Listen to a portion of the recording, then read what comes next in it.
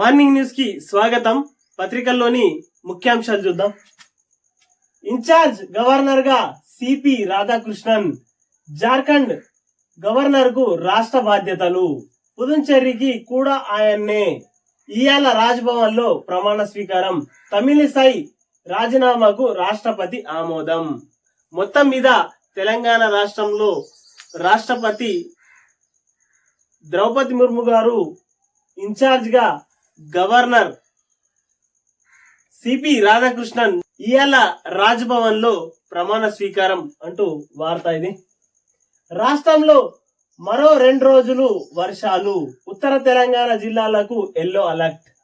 ఇంకా రాష్ట్రంలో ఇంకా 2 రోజులు ఎల్లో అలర్ట్ ఉండే అవకాశాలు ఉన్నాయంటూ వాతావరణ శాఖ చెప్తుంది. పిడుగులు పడొచ్చని వాతావరణ శాఖ హెచ్చరిక అంటూ 5వ పేజీలోని వార్త. మొత్తం మీద తెలంగాణ రాష్ట్రానికి ఇంకా 2 రోజులు వర్ష సూచన ఉందని వాతావరణ శాఖ చెప్తుంది. మామిడి దిగుబడి పావువంతే. పంటపై వాతావరణ మార్పుల ఎఫెక్ట్. చెడగొట్టు వానలు, ఈదురుగాలులతో దెబ్బతింటున్న పంట. దిగుబడి తగ్గుతుందని రైతుల్లో ఆందోళన. వాతావరణ ఎఫెక్ట్ వల్లనే మామిడి దిగుబడి అనేది 1/4 వంతు వస్తుందన్నట్టు వార్త ఇది. మొత్తం మీద ఈదురుగాలులతో గాని, పిడుగుల వర్షాలతోని గాలి వర్షాలతోని మామిడికాయలు ఎక్కువ శాతం రాలిపోతున్నాయని రైతులు ఆందోళన చెందుతున్నారు అంటూ 5వ పేజీలోని వార్త. వామ్మో, ఖర్చులు డబుల్. ఎంపీ అభ్యర్థుల్లో ఎన్నికల గుబులు. మొత్తం మీద ఇప్పుడు ఎంపీ ఎలక్షన్ లో పోటీకి నిలవబోతున్న క్యాండిడేట్ లో ఒక గుబులు మొదలైంది. మొత్తం మీద సమ్మర్ సీజన్ కావడంతో వాళ్లకు ఖర్చు అనేది తడిసి మోపెడవుతుందేమో అని భయపడుతున్నట్టు వార్త ఇది. లీడర్లను కాపాడుకోవడానికి ఓటర్లకు ఇచ్చేందుకు ఎంత ఖర్చవుతుందోనని టెన్షన్. ప్రధాన పార్టీల అభ్యర్థికి కనీసం ₹50 కోట్లు, ప్రైమ్ నియోజకవర్గం అయితే 80 కోట్లు కావాల్సిందే. వేసవి ఐపీఎల్ సీజన్ కావడంతో ఖర్చు తడిసి మోపెడు. 4వ ఫేజ్ లో ఎలక్షన్ ఉండడంతో ఆందోళన.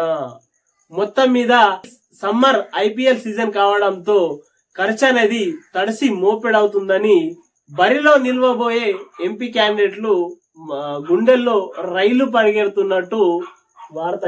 ప్రధాన పార్టీ అభ్యర్థికి కనీసం ₹50 కోట్లు, అదే ప్రైమ్ నియోజకవర్గం అయితే 80 కోట్లు దాటే అవకాశాలు ఉన్నాయంటూ వార్త ఇది. మిగతాది 2వ పేజీలోని వార్త. కాంగ్రెస్ లిస్ట్ పై సస్పెన్షన్. ఖార్గే నేతృత్వంలో సిఇసి భేటీ. రాష్ట్రంలో 6-7 సీట్లకు అభ్యర్థులపై క్లారిటీ. మిగతా స్థానాలపై కుదరని ఏకాభిప్రాయం. పార్టీ అధ్యక్షుడి నిర్ణయానికే వదిలేసిన నేతలు. నేడో రేపో జాబితా విడుదల చేసే అవకాశం. మొత్తం మీద 6 నుంచి 7 మందికి అభ్యర్థులను క్లారిటీకి ఇచ్చారు. ఆ తర్వాత మిగతా వారికి పార్టీ అధ్యక్షునికే ఆ బాధ్యత ఇచ్చేసినట్టు క్లారిటీ. నేడో రేపో జాబితా విడుదల అయ్యే అవకాశాలు ఉన్నాయంటూ వార్త. 5 న్యాయాలు, 25 గ్యారంటీలు. లోక్సభ ఎన్నికలకు కాంగ్రెస్ మేనిఫెస్టో ఫైనల్. సిడబ్ల్యూసి భేటీలో విస్తృతంగా చర్చ. యువనారి, కిసాన్, శ్రామిక్, హిస్సేదారీ వర్గాలకు న్యాయం. ఒక్కో వర్గానికి 5 చొప్పున గ్యారంటీలు. మేనిఫెస్టోకు తుది ఆమోదం. Release date final. నిర్ణయం ఖర్గేకు. అంటే మొత్తం మీద 5 న్యాయాలు, 25 గ్యారంటీలు. ఒక్కో వర్గానికి కనీసం 5 గ్యారంటీలు మేనిఫెస్టో పెడతారంట. అది మల్లికార్జున ఖర్గే నిర్ణయాల మేరకే ఉంటది అన్నట్టు వార్త. టానిక్ మరో భాగోతం. అడ్డదారిలో దుర్గం చెరువు. ఎకో టూరిజం పార్క్ ఏరియాల్లో పాగా. అంటూ వార్త ఇది. టెండర్ వేయకున్న ఏ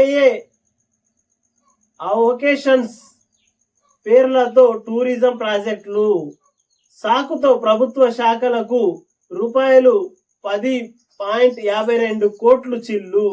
2.2 ఎకరాలకే లీజ్ అదనంగా 3.7 ఎకరాల్లో అక్రమాలు. హెరిటేజ్ ర్యాక్స్ చెట్లను కూల్చేస్తూ పర్యావరణ విధ్వంసం. సీఎం రేవంత్ రెడ్డికి పలువురి ఫిర్యాదు. CM serious. మొత్తం మీద టానిక్ మరో భాగవతం బయటకు వచ్చింది. దుర్గం చెరువు ఎకో టూరిజం పార్క్ తో ఏరియాల్లో టానిక్ సంస్థ చేపట్టిన పనులు అంటూ వార్త ఇది. యాసిడ్ తో సాస్ తయారీ. ఎక్కువ రోజులు నిల్వ ఉంచేందుకు కెమికల్స్ వాడకం. సింథటిక్ కలర్స్ ఉపయోగిస్తూ కల్తీ దందా.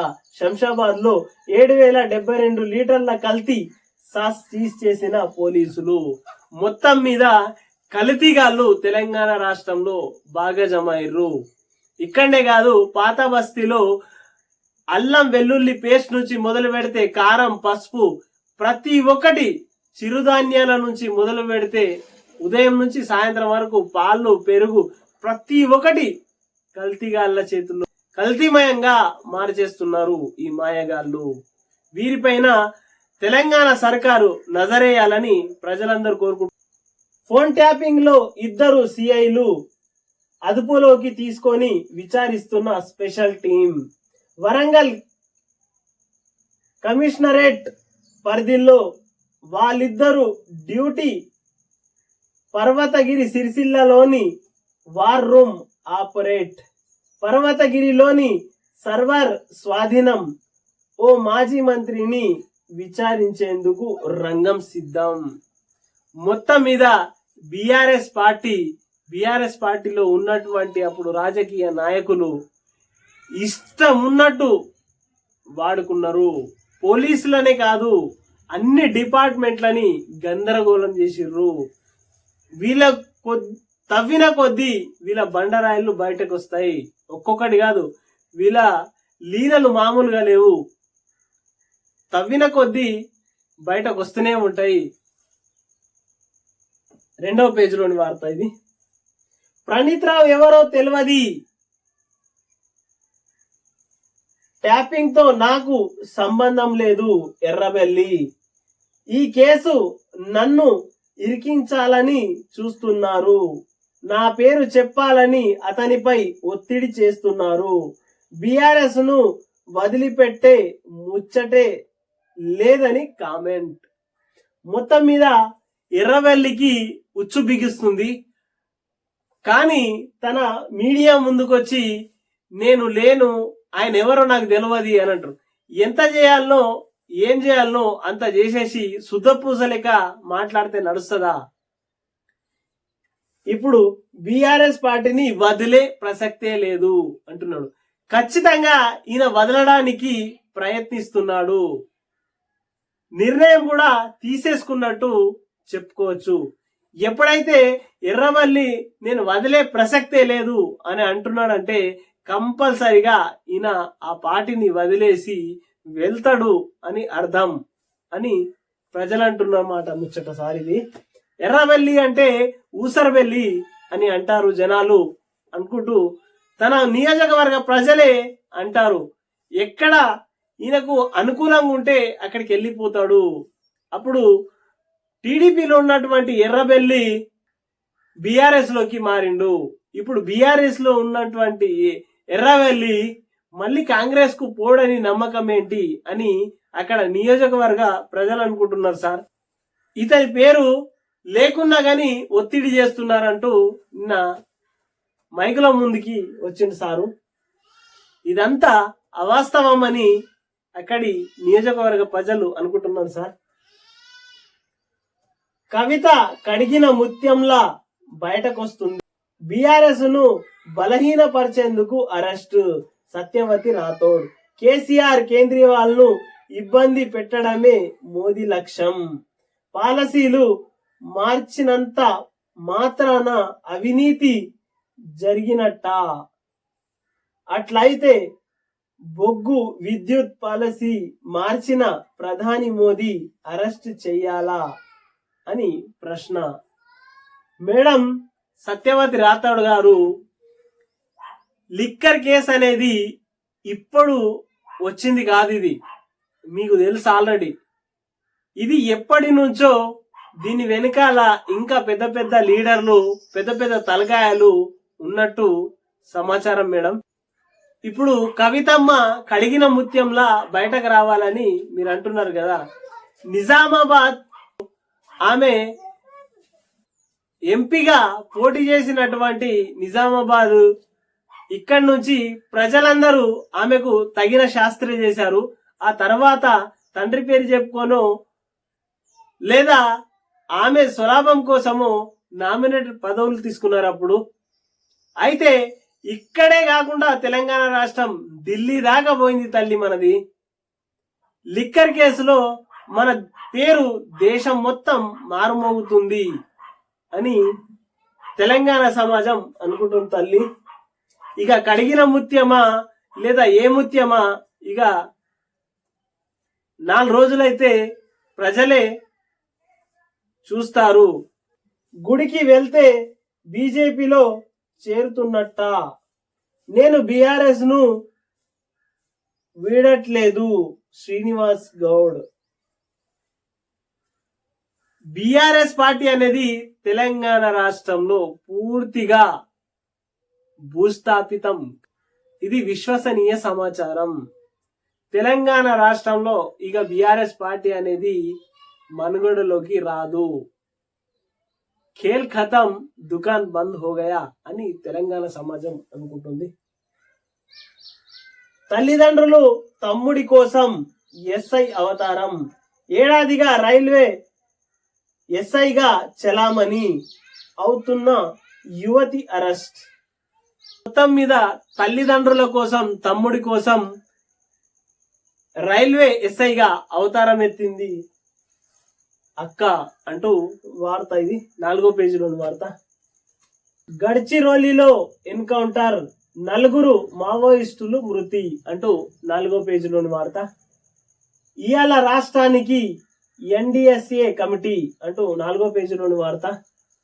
సిఏఏ అమలుపై స్టే ఇవ్వలేం అంటూ 10వ పేజీలో. కేటీఆర్ కు అమెరికా వర్సిటీ ఆహ్వానం అంటూ 2వ పేజీలోని వార్త. ఇది 100 కోట్ల పంట నష్టం. సోమవారం వరకే 50,000 ఎకరాల్లో పలు పంటలు విధ్వంసం. ఎకరాకు 10,000 ఇవ్వండి అంటూ హరీష్ రావు గారు చెప్తున్నారు. మరో 2 రైతులు బలి అంటూ వార్త. పిట్టల సుధాకర్ ఆశన్న అంటూ వార్త 2వ పేజీలోని వార్త. ఇది గాలి దుమారానికి ఎగిరిపోయిన చిన్నారి. 2 ఇండ్ల తర్వాత స్లాబ్ పై పడి మృతి. మెదక్ జిల్లా జాజితాండలో విషాదం అంటూ 10వ పేజీలోని వార్త. గాలి వానకే, అట్టి గాలికే ఎగిరిపోయిందంట పాప. ఎగిరిపోయి దవాఖానలో చికిత్స పొందుతూ మృతి చెందిన సంగీత అంటూ వార్త. ప్రాథమిక హక్కుల హత్య, ఈడీ ఆరోపణలు నిరాధారం అంటూ వార్త. 3 ఏళ్లు దర్యాప్తు చేశారు, రూపాయి పట్టుకోలేదు. సుప్రీంకోర్టు కూడా ఈడీ వాదనను తోసిపుచ్చింది. ఆధారాలు సమర్పించలేదని స్పష్టంగా పేర్కొన్నది. ఎమ్మెల్సీ కవితపై ఆరోపణలను ఖండించిన ఆప్ అంటూ వార్త. ఇక్కడ అరెస్ట్ రాజకీయ కుట్ర అంటూ 2వ పేజీలోని వార్త. ఇది ఢిల్లీ మద్యం కేసును విచారిస్తున్న జడ్జి నాగ్పాల్ బదిలీ అంటూ 2వ పేజీలోని వార్త. ఇది రేవంత్ పొంగులేటి బీజేపీతో టచ్ లో. రేవంత్ పొంగులేటి బీజేపీతో టచ్ లో అంటూ 3వ పేజీలోని వార్త. ఇది ప్రయోజనం జీరో, 3వ పేజీలోని వార్త. ఇది ప్రాణానికి పరీక్ష అంటూ వార్త. ఇది కొత్త గవర్నర్ సిపి రాధాకృష్ణన్ అంటూ 10వ పేజీలోని వార్త. గడ్చిరోలి ఎన్కౌంటర్, 4 నక్సల్స్ మృతి అంటూ 8వ పేజీలోని వార్త. ఆటో డ్రైవర్ ఆత్మహత్య అంటూ 10వ పేజీలోని వార్త. బీఆర్ఎస్ సోషల్ మీడియా కార్యదర్శిపై కాంగ్రెస్ దాడి అంటూ 2వ పేజీలోని వార్త. మొత్తం మీద ఇవాళ కూడా నమస్తే తెలంగాణ పత్రికల్లో అరాకుర వార్తలే ఉన్నాయి. కేనైన్ టీవీని సబ్స్క్రైబ్ చేయండి, షేర్ చేయండి, కామెంట్లు పెట్టండి.